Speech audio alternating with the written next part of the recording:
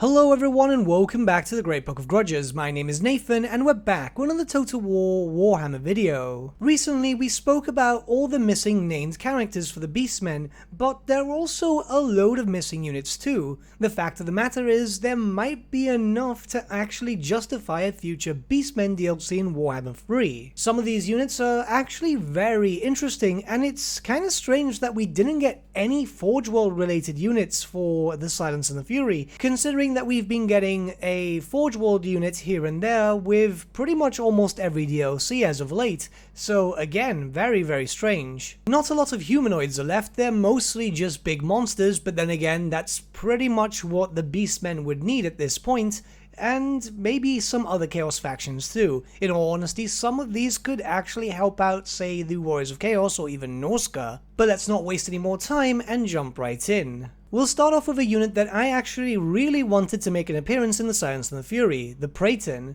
So these monsters are usually found in the lands of Bretonnia. You can call them many things, many people link them to chimera, but they're actually far more different. Very elk-like with bat-like wings. It's a similar type of chimera, but very insane. The general knowledge in lore is that these are former great stags which have been corrupted by Beastmen shaman, and it's a very strange ritual which is quite difficult to actually pull off, meaning that there's not a lot of Pratin within the world. They are more than anything completely insane, as the once great stag has been twisted and turned into a chaotic beast. It's said that the Pratins all have this insane bloodlust which drives them into a maddened fury, and the fact is that because of this fury, many people have been inspired, or better yet said forced, into a maddened fury themselves. On the tabletop, this was a flying creature which was actually quite fast on ground too. It could inspire enemies into a very strange frenzy, and it could be done in the same way for Total War, where it could just make everything around it do a lot more damage, so stuff would be killing itself faster. It'll just be kind of fun, as it's a weird thing, as not only would it be doing damage to the enemy, but you'd also be taking more damage yourself. It's one of those things where you would have to just see if you want to risk it or not. Plus, let's just be honest, the model looks pretty cool, and cool factor is always a big thing. Next up we have the Incarnate Elemental of Beasts, and this one is quite popularly requested as it's a big Forge World unit, and it could have been used to serve for the Empire and of course the Beastmen. It's actually very curious that the Amber Order wizards know how to summon this titanic creature, so it is essentially the Wind of Magic made manifest. It's a very strange elemental spirit. Its objective on the battlefield was to cause absolute terror and also be very vicious in close combat. In fact, it moves around very quickly and could do a lot of damage. Think about this in a very similar sense to the Rogue Idol, except very fast moving, like doing the same amount of damage more or less, but a very fast moving Rogue Idol. I mean, that does sound like fun, and the model does look very interesting. It's one of those miniatures from Forge World which, well, not only costed an arm and a leg, but it looks like the designers were able to just have fun with it, and it does look kinda cool. Next we have the cockatrice, another flying beast, and I'll be very honest, there's not a lot to say here, as of course we already have the manticore for the Beastmen, but this one is a bit different, as it's known to petrify those who directly look into its gaze. They're also known to be poisonous and be able to have a vomit spit attack, but that's pretty much it. Other than that, it would be used in the exact same way as a normal manticore. However, I guess since it's got a ranged weapon too, it could make for a aerial skirmishing type unit, with of course the same capabilities of every other flying beast. You use that to move around fast, to snipe out enemy lords, heroes, or even a war machine. To be honest, I would have preferred this over the manticore. The manticore was the easy way out because it's literally just copy pasting a unit, but the cockatrice just looks a lot better, I guess. It's just visually more impressive, isn't it? They could still add it in and give it some sort of petrify stun type of ability, which would then make this quite the go-to monster. But then again, you would see the Manticore then move down a tier, so this one could be placed in the Manticore's tier. It would work well, as yes, they might be very similar, but that means that you've got the whole situation of various different tiers, and they're not just being reskins. Like, for example, a majority of units, which the only difference is, well, give them a shield or give them a different weapon. So at least if they do add this beast in the future, it wouldn't just be just a reskin type of monster, but instead have its own ability to make you want to be able to take it. Plus, again, it looks cool. Like, a lot of stuff that's missing is actually very cool looking. Next we have the Chimera, and I promise you this is the whole last reskin light type of thing. So the Chimera is a three-headed monster. It's got loads of different types of representations in all honesty, but if you know them from basic mythology and so on, you already know what a Chimera is. It, in truth, would act very similar to that of a Manticore. However, it would be much, much stronger, as these beasts are generally very powerful. It's actually really curious that we still haven't seen these in the Total War series, considering that Chaos Lords do normally mount atop of them. And yes, they do have the Manticore mount option, but it's not as cool, let's be very honest about that. This model looks absolutely awesome. Chimera are also known to be able to have breath weapons similar to that of dragons, so they still would be able to deal a decent amount of damage from afar.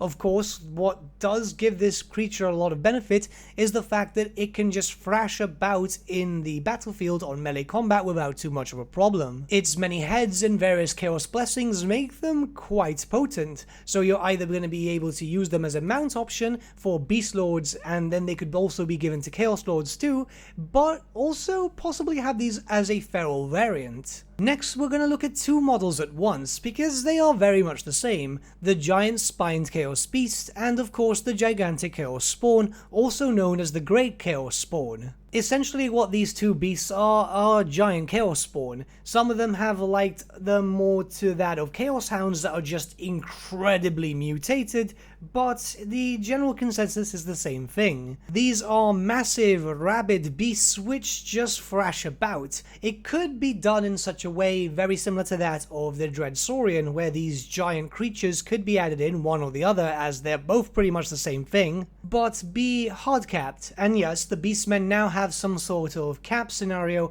However, what I would see here differently is, instead of being able to increase their capacity by the general standard thing now, which is of course spending dread, that would be a bit too overpowered, as of course these monsters would be as strong as Dread Saurians, at least more or less. It would be better if instead you had to build up the specific building, and then you could only increase capacity by 1, meaning that depending on how many armies you have, and this would be around probably a tier 5 building, then you'd be able to get this. I'd say it would be destructive as a Dread Saurian, maybe a bit more so, but to keep things evened out, they should also be able to suffer from Rampage. Yes, people don't like Rampage, but it kinda makes sense with a giant Chaos Spawn.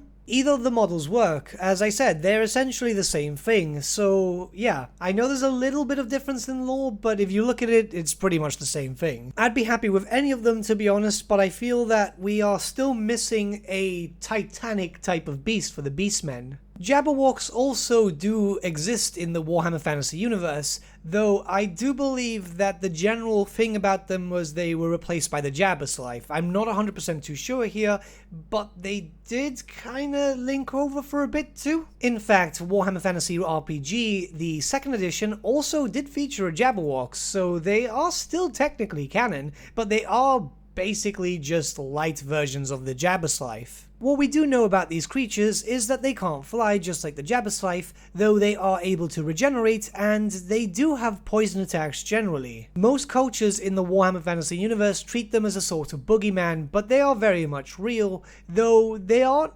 really considered to be that dangerous, if anything. Yes, they are able to cause fear and terror, but as far as I've been able to look for it through the lore, they've never really been considered that much of a threat, so I don't think we'll ever see these. But it is nice to point out that they do exist, as, well, yeah, they look kinda cool. Lastly, we have the basilisk, and yes, they do exist in the Warhammer universe too. So the basilisk is a very strange creature in Warhammer lore, as they existed pretty much when the first Chaos incursions actually happened. Just like other fantasy franchises, the gaze of a basilisk itself is very dangerous, but not like causing them to turn into stone or petrifying people. Instead, this is a beast which is very poisonous. Well, venomous. So how it works here is poison and venom in a certain sense. They are able to poison the world around them, little pieces of land, anything that is just too close to its aura, and its gaze can also make skin blister.